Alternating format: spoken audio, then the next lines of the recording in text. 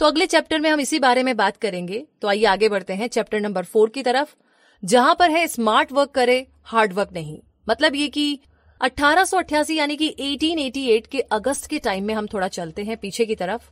असा कैंडलर ने $2300 में कोका कोला नाम के कार्बोनेटेड फाउंटेन ऑफ ड्रिंक के एक्सक्लूसिव राइट्स खरीद लिए थे। और ये एक बड़ी सक्सेस थी, क्योंकि उस टाइम में ना ऑलमोस्ट हर ड्रग स्टोर में इस ड्रिंक का एक फाउंटेन हुआ करता था, जहां पर आकर के लोग 5 सेंट्स में कोका कोला पी सकते थे। हालांकि एक दिन कैंडलर ने एक ऐसा डिसीजन लिया जिसने वाकई में हिस्ट्री चेंज कर दी थी। एक दिन कैंडलर का एक दोस्त उसके ऑफिस में आया और एक स्मॉल फी के बदले में उसे एक एडवाइस की। कुछ देर आराम से सोचने के बाद कैंडलर ने उसे फी पे कर दी।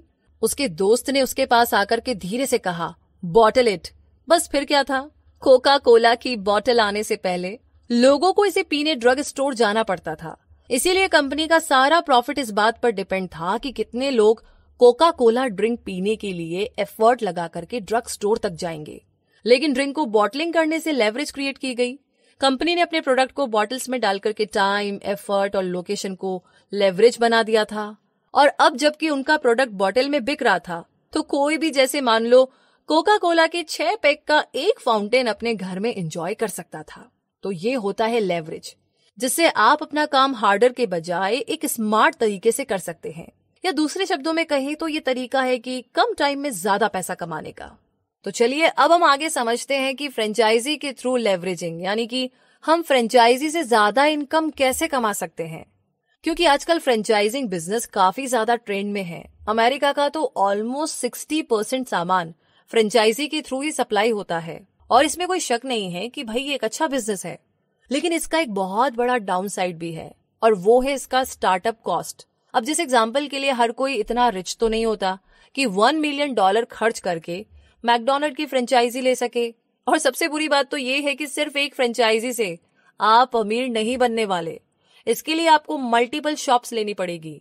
लेकिन गुड न्यूज ये है कि एक दूसरा ऑल्टरनेटिव फ्रेंचाइजी सिस्टम भी है, जिसकी स्टार्टअप कॉस्ट इतनी कम है कि ये $500 में भी शुरू हो सकता है। जो काम आप सिर्फ एक बार करेंगे उसके लिए आप 1000 बार पेड हो सकते हैं। अब आप पूछेंगे कि कैसे? चलो इसका आंसर अगले चैप्टर में देखते हैं। चैप्टर नंबर 5 है एक्सपोनेंशियल ग्रोथ। ओसियोला मैकार्टी 88 साल की यानी कि 88 इयर्स की बूढ़ी थी, जो काफी टफ लाइफ जी रही थी। रोजी रोटी के लिए वो पड़ोसियों के कपड़े धोने और आयरन करने का काम करती थी, जिसके लिए वो पर बंडल $2 चार्ज किया करती थी।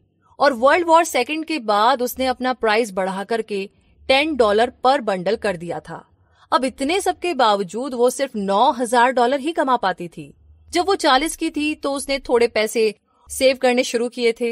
ये सेविंग टाइम के साथ इंक्रीज होती गई और 1995 के समर के टाइम में उसने अपनी सेविंग में से $1.5 लाख एक चैरिटी में डोनेट किए।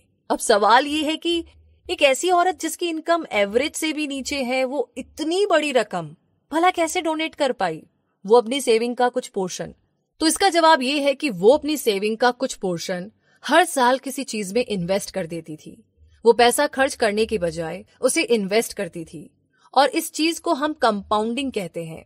इसे और एक्सप्लेन करने के लिए चलिए आगे बढ़ते हैं। मान लीजिए कि आपने 25 साल पहले $10,000 जेरोक्स में इन्वेस्ट किए, तो आज आपके $10,000 $40 मिलियन में बदल जाएंगे।